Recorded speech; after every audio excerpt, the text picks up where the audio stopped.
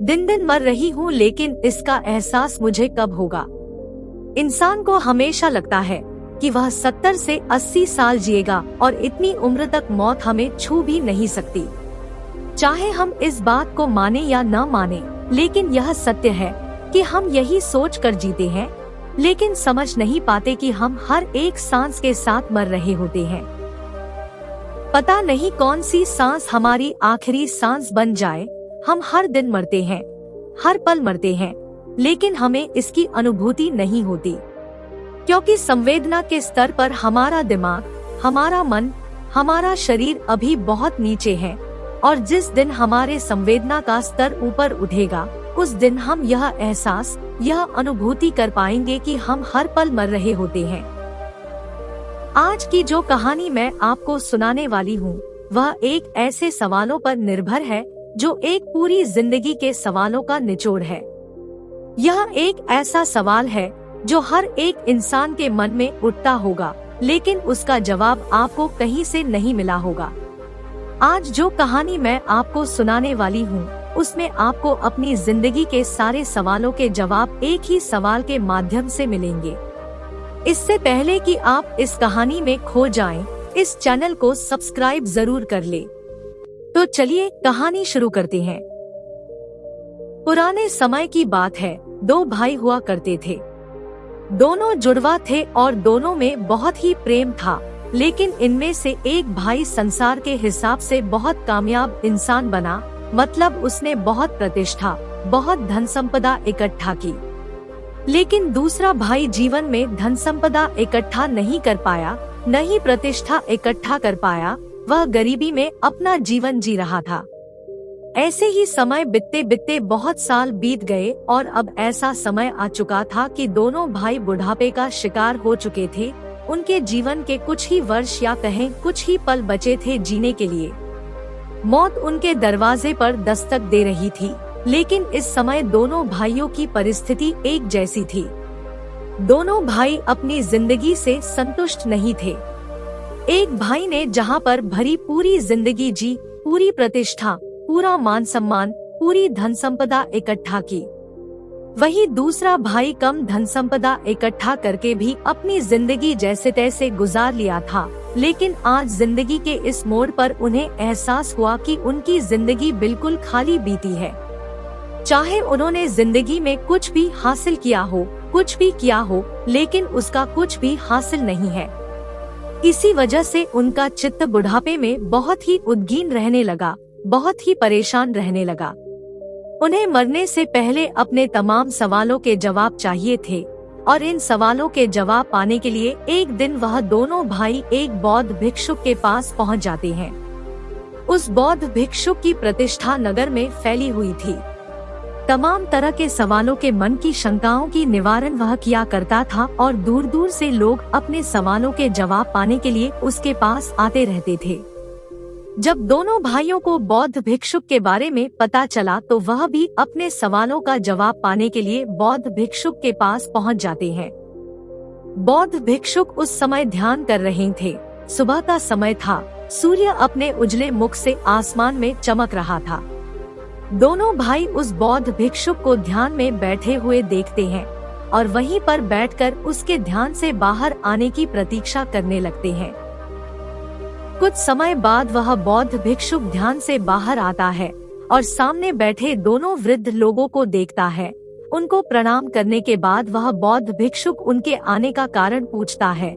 इस पर उनमें से एक भाई कहता है कि हमारे जीवन के तमाम सवाल हैं, जिनका जवाब हम आपसे पाने के लिए आए हैं। ये सारे सवाल हमारे जीवन से संबंधित हैं और हमें आशा है कि आपसे हमें उन सवालों के जवाब मिलने में सहायता मिलेगी। यह सुनने के बाद कुछ सोचकर वह बौद्ध भिक्षुक कहता है कि मुझे माफ कीजिए, मैं आपके सभी सवालों के जवाब नहीं दे सकता क्योंकि मेरे पास इतना समय नहीं है। लेकिन अगर तुम अपने सभी सवालों को एक सवाल में परिवर्तित करके मुझसे पूछो तो मैं तुम्हारे उस सवाल का जवाब दे पाऊँ। क्या तुम अपने सभी सवालों को, जीवन के सारे पलों को एक ही सवाल में पेश कर सकते हो? तुम मुझसे वह सवाल पूछो। दोनों भाई कुछ समय के लिए आपस में चर्चा करते हैं और कुछ सोचकर एक भाई कहता है कि वैसे तो सारे जीवन को एक सवाल में पेश करना बहुत ही मुश्किल है, यह बहुत ही नामुमकिन सी बात लगती है, लेकिन हम दोनों भाइयों ने आपस में सहमति करके अपनी जिंदगी को एक सवाल में पिरो दिया है, और वह सवाल यह है कि मैंने और मेरे भाई ने अपनी जिंदगी को संपूर्ण तरीके से जिया है। मैंने अपने जीवन में बहुत धन संपदा एकत्र की, बहुत प्रतिष्ठा कमाई, और मेरे भाई ने कम धन संप्रदाय कटे की, लेकिन फिर भी उसने अपनी जिंदगी को संतोषजनक जिया। लेकिन अब जीवन के इस मोड़ पर, जहाँ पर हमें मौत कभी भी शिकंजे में ले सकती है, हमें पता नहीं कैसा एहसास हो रहा है। हमें लगता है कि हमने जीवन में जो भी इकट्ठा की है, जो भी पाया है, वह सब कुछ व्यर्थ है, वह सब कुछ खाली है, क्योंकि मौत सब कुछ खत्म कर देगी। कल हम मर जाएंगे और हमारे सिद्धांत, हमारे मूल्य, हमारे धन संपदा, हमारी प्रतिष्ठा, हमारा संतोष सब यहीं पर पीछे छूट जाएगा। और अब हमारे मन में यह सवाल जन्म ले रहा है कि जीवन में ऐसी मूल्यों का क्या उपयोग जो मौत के साथ खत्म हो जाए। हमने अपने मूल्यों के लिए, जीवन के आदर्शों के लिए सब कुछ दांव पर रख दिया। हमने अपने बहुत अच्छे अच्छे रिश्तों का अपने आदर्शों के लिए, अपने मूल्यों के लिए त्याग कर दिया ताकि हमारे मूल्य बचे रह सके। लेकिन आज जीवन के इस मोड़ पर हमें एहसास होता है कि वह सारे मूल्य एक बोझ की तरह हमारे सिर पर बैठे हुए थे, और अब उन मूल्यों का क्या फायदा जब मौत उन सारे आदर्शों को, सारे मूल्यों को खत्म कर देगी। और यह सवाल हमारे मन को कचोट रहा है, हमारे मन को पीड़ा पहुंचा रहा है, क्योंकि हम जीवन के असली सत्य को पहचान ही नहीं पाए, और वह सत्य क्या है यह हम अब भी नहीं जानते। और इस सत्य को जाने बिना मरना बहुत ही कठिन अनुभव दे रहा है। कृपया करके मेरे सवाल का जवाब देने की कृपा करें। मैं जानना चाहता हूँ कि इंसान के आदर्श, इंसान के मूल्य, इंसान के जीवन जीने की शैली कैसी होनी चाहिए ताकि वह बुढ़ापे में इन सभी सवालों से मुक्त होकर अपने प्राण त्याग सके। सवाल बहुत गहरा था। बौद्ध भिक्षु ने कुछ सोचकर इसका उत्तर देना शुरू किया। उसने कहा कि जीवन के तमाम वर्षों तक हम ऐसे जीते हैं कि हम सदा के लिए जिने आए हैं। हमारा कोई अंत नहीं है, और जब तक कोई बीमारी या फिर बुढ़ापा हमें अपने शिकंजे में नहीं लेता, हमें लगता रहता है कि हम तो अजर अमर हैं, हमारी कोई मौत ही नहीं है। तुम बताओ कि बुढ़ापे से पहले तुम्हारे जीवन में कोई पल ऐसा आया जब तुम्हें लगा हो कि शायद यह सांस कहीं तुम्हारी आखिरी सांस ना बन जाए? कभी ऐसा एहसास हुआ? कभी ऐसी अनुभूति हुई? क्या ऐसा सवाल तुम्हारे मन में कभी जवानी के दिनों में उठा? नहीं उठा होगा, क्योंकि उस वक्त इंसान तमाम तरह के वासनाओं में लिप्त रहता है। वह सोचता है कि जीवन में कुछ पाना है, धन एकत्रित करना है, प्रतिष्ठा एकत्रित करनी है, या फिर संतोष में अपना जीवन जीता है, और इसी प्रकार वह अपने मूल्यों को, अपने आदर्शों को अपने जीवन के लिए निर्धारित करता है। लेकिन जिस दिन कोई अनहोनी घटती है, जब मौत हमें अपने करीब नजर आती है, उस दिन हमारे मन में यह सवाल जरूर उठता है कि जीवन के आदर्शों का और जीवन के मूल्यों का क्या महत्व, उसका क्या हासिल, क्या हो? अगर अब मेरे प्राण निकल जाएं, क्या मेरे आदर्श और मूल्य मुझे संतोष दे सकते हैं, परिपूर्णता से मरने का साधन दे सकते हैं? और उस समय हमें एहसास होता है कि जीवन के आदर्श और जीवन के मूल्य वह थे जो समाज ने हम पर डाले, जो इस जमाने की देन है, वह हमारे अपने नहीं है। हमने दुनिया में देखा लोगों को धन संपदा और प्रतिष्ठा एकत्र करते हुए, और हमने अपने जीवन के आदर्श वही चुन लिए, वही बना लिए। लेकिन यह आदर्श, यह मूल्य कागज के नाव की भांति होते हैं। जब बारिश आती है तो वह कागज की नाव तहस नहस हो जाती है। लेकिन जब तक इंसान को यह एहसास होता है, तब तक बहुत देर हो चुकी होती है। तब तक उसे लगता है कि मैंने अपना पूरा समय गवा दिया, मैंने अपना जीवन व्यर्थ के आदर्शों, व्यर्थ के मूल्यों को इकट्ठे करने में लगा दिया, कंकर पत्थर एकत्र करने में लगा दिया। लेकिन मुझे कुछ भी हासिल नहीं हुआ, और अब मेरे पास समय ही नहीं बचा, क्योंकि मौत मेरे दरवाजे पर दस्तक दे रही है। और यही विचार इंसान के मन में, इंसान के हृदय में एक पीड़ा उत्पन्न कर देता है, एक असंतोष की भावना उत्पन्न कर देता है, जिससे वह पूरी तरह से मर नहीं पाता, मौत को खुशी खुशी गले नहीं लगा पाता। लेकिन असली सवाल यह नहीं है, असली सवाल है कि मौत को खुशी खुशी गले लगाया जा सकता है। क्या परिपूर्णता के साथ, संतोष के साथ मृत्यु को पाया जा सकता है? और अगर इस सवाल का सटीक उत्तर आपको मिल जाता है, तो आपको जीवन जीने की राह भी मिल जाती है, क्योंकि मौत ही होती है जो जीवन का दूसरा हिस्सा होती है, दूसरा पहलू होता है जो हमें जीवन जीने का मार्ग दिखलाता है। जरा सोचो, तुम्हारी मृत्यु आज अभी यही हो जाए तो तुम्हें किस बात का पछतावा होगा? जरा सोचो, तुम्हें पछतावा होगा तुम्हारे जीवन में वो सभी चीजें जो तुम अपने जीवन में हासिल नहीं कर पाए, जो तुम अपने लिए लक्ष्य निर्धारित किए थे, तुम उन तक पहुंच नहीं पाए, और यही पीड़ा तुम्हारे मन को दिमक की तरह खा रही है। और अगर तुमने अपने लक्ष्य को हासिल भी किया है, उसे पा भी लिया है, तो तुम्हारा मन संतोष में क्यों नहीं है?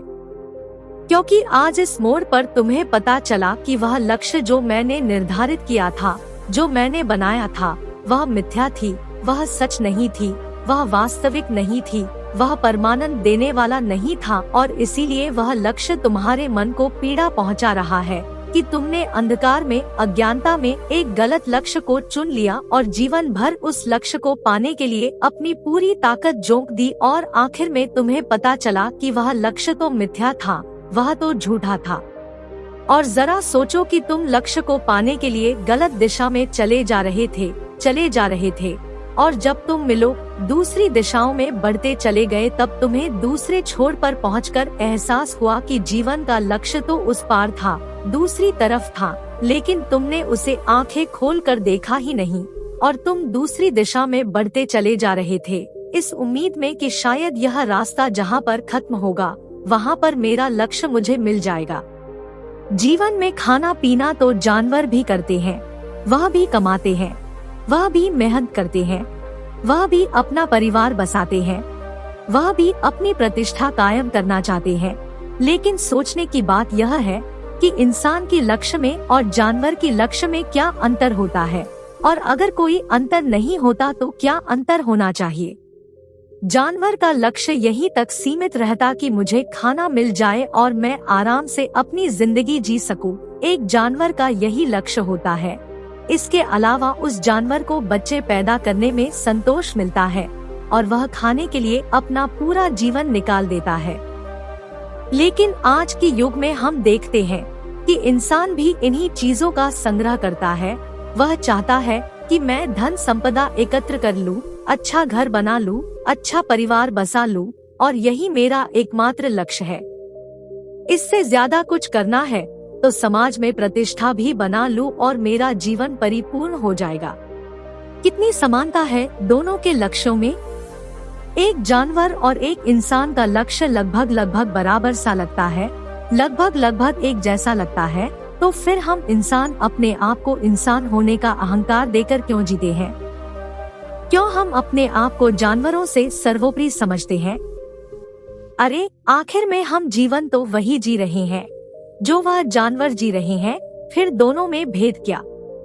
लेकिन एक चैतन्य इंसान जिसकी चेतना थोड़ी ऊपर उठ चुकी है, उसे इस बात का एहसास होता है कि जानवर और इंसान में एक चेतना का फर्क होता है। जानवर की चेतना कम होती है, उसका होश कम होता है, वहीं इंसान की चेतना ऊपर होती है। इंसान की चेतना इस प्रकार बनाई गई है कि वह चाहे तो उस परमात्मा को भी हासिल कर सकता है, लेकिन हम उस चेतना का उपयोग कहाँ पर करते हैं? धन संपदा, प्रतिष्ठा, ये छोटे छोटे लक्ष्य, कंकर पत्थर एकत्र करने में। उसी चेतना के स्तर को और ऊंचा उठाते हुए हम उस परमानंद का आनंद उठा सकते थे, उस परमात्मा को जान सकते थे। लेकिन वह चेतना हमने अपने जीवन काल में बर्बाद कर दी, व्यर्थ कर दी, और यही पीड़ा हमारे मन को कचोटी रहती है। वही चेतना हमें यह एहसास कराती रहती है कि तुम्हारे सारे लक्ष्य कंकर पत्थर की भांति थे, और इसी वजह से आदमी कभी परिपूर्णता के साथ नहीं मरता। समाज के सारे आदर्श, सारे मूल्य तुम्हारे ऊपर एक बोझ की तरह बने रहते हैं। तुम उनका पालन तो करते हो, लेकिन अतुल्यचित से तुम्हारा चित्त उसमें पूरा शामिल नहीं होता, क्योंकि वह तुम्हारी खोज नहीं है, वह समाज के द्वारा तुम पर डाला गया है। लेकिन जिस दिन तुम उन आदर्शों का और उन मूल्यों का अच्छे तरीके से निरीक्षण कर लोगे, अच्छे तरीके से पहचान लोगे, उस दिन वह आदर्श, वह मूल्य एक बोझ नहीं बनेंगे, वह तुम्हारे लिए जीवन जीने की एक दिशा प्रदान करेंगे।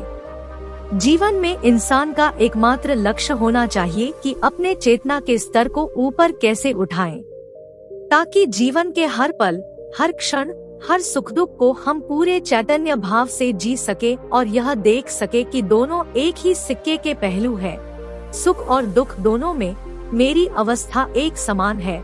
मैं परम चैतन्य हूँ, चैतन्य के अलावा कुछ नहीं।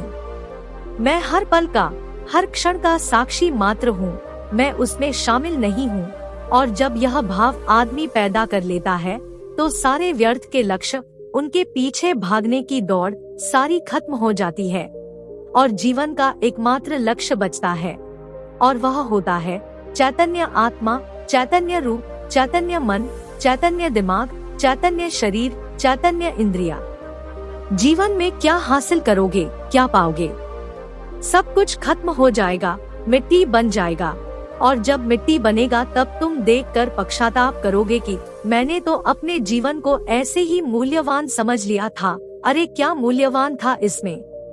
तुमने चेतना के स्तर को उठाया, तुम चैतन्य बने और आज तुम रो रहे हो।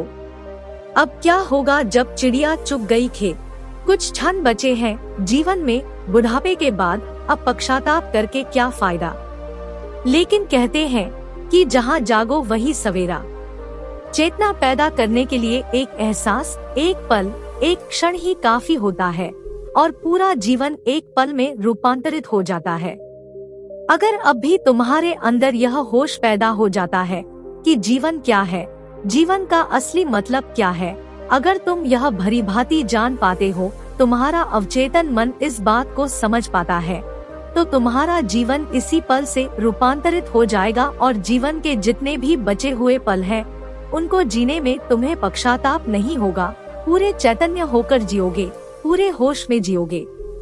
जरा सोचो, अगर हम ऐसे जीवन जीते कि हर दिन मेरा आखिरी दिन बन जाए, मुझे लगे हर सुबह मेरा एक नया जन्म हो, हर दिन एक नई शुरुआत हो, एक नई चैतन्य की जन्म हो, एक नया इंसान पैदा हो।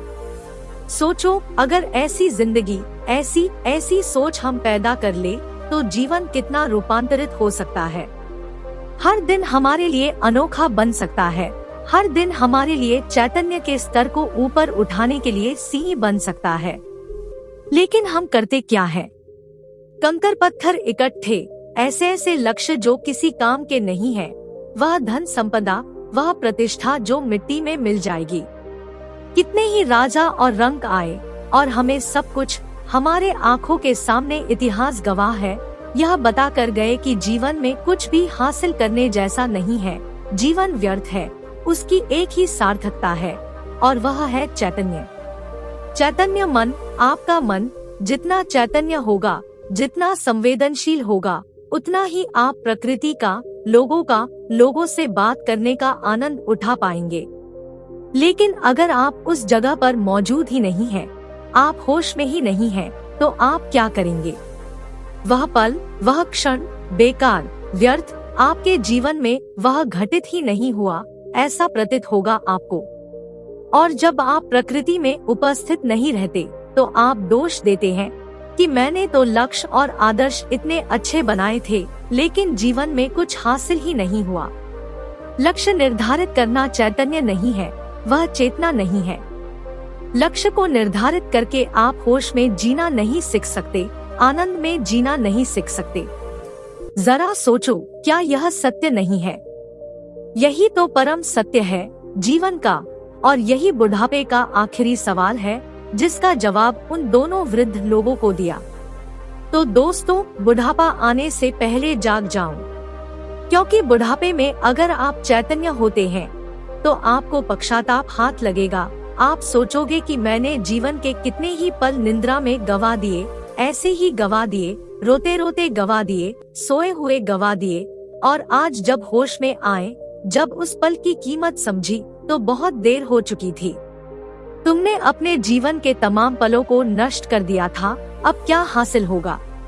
कुछ क्षण बसे हैं, उनको होश में जी लो। आज ही जवानी में, आज ही संकल्प करो कि जीवन परिवर्तित करके रहेंगे, होश में जिएंगे और अपने चेतना के स्तर को ऊपर उठाने पे काम करेंगे।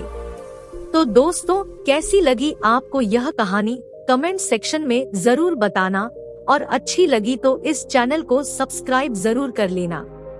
तो मिलते हैं अगली कहानी में, तब तक के लिए अपना ख्याल रखें।